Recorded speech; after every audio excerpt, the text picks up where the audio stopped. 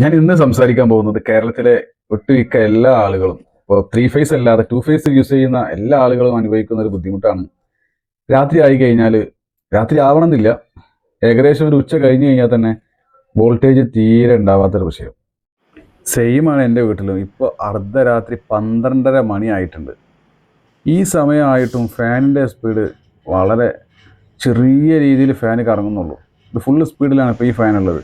അതേപോലെ തന്നെ AC ഇട്ടിട്ട് വോൾട്ടേജ് ഇല്ലാത്തതിൻ്റെ പേരിലുള്ള എറർ മെസ്സേജ് ഉണ്ടല്ലോ, അതിങ്ങനെ വന്നുകൊണ്ടേ ഇരിക്കുക. ഞാൻ ഇന്നലെ ഒരു വീഡിയോ കണ്ടായിരുന്നു.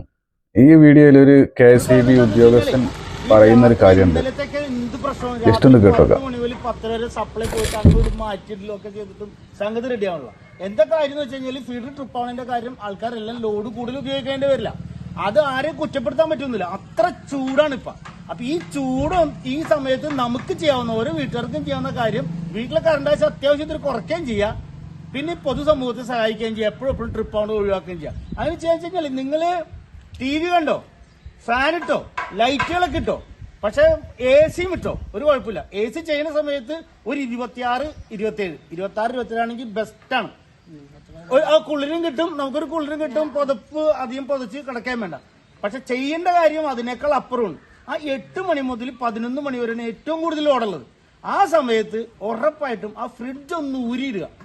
ഫ്രിഡ്ജ് ഒന്ന് ഊരിയിട്ട് കഴിഞ്ഞാൽ ഈ ഒരു വിഷയം പറഞ്ഞിട്ട് KSEBിലേക്ക് വിളിച്ചു കഴിഞ്ഞാൽ അവർ ട്രിപ്പ് ആവുകയാണ്, അവർ കണക്ഷൻ അങ്ങോട്ടും ഇങ്ങോട്ടും മാറ്റി കൊടുക്കും എന്നല്ലാതെ അതിനൊരു പരിഹാരം ഉണ്ടാവാറില്ല ഒരുപാട് വർഷങ്ങളായിട്ട്.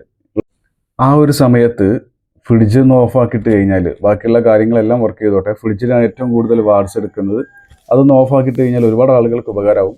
അതേപോലെ ഇതേപോലത്തെ അനുഭവം ഉണ്ടായിട്ട് വോൾട്ടേജ് ക്ഷാമത്തിന് പരാതിപ്പെടേണ്ട രൂപങ്ങളും പല സംഭവങ്ങളും ഉണ്ട്.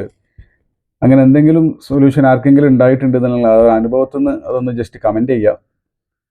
കാരണം ഈ ഒരു ചൂടുള്ള സമയത്ത് പ്രായമായ ആളുകളും അതേപോലെ കുട്ടികളൊക്കെ ഉള്ള വീട്ടിൽ, ഒന്നാമത് ഈ ടെറസിൻ്റെ ഒക്കെ വീട്ടിലാവുമ്പോൾ നല്ലോണം ചൂട് അടിയിലേക്ക് അടിച്ചിറങ്ങുന്ന സമയമാണ്.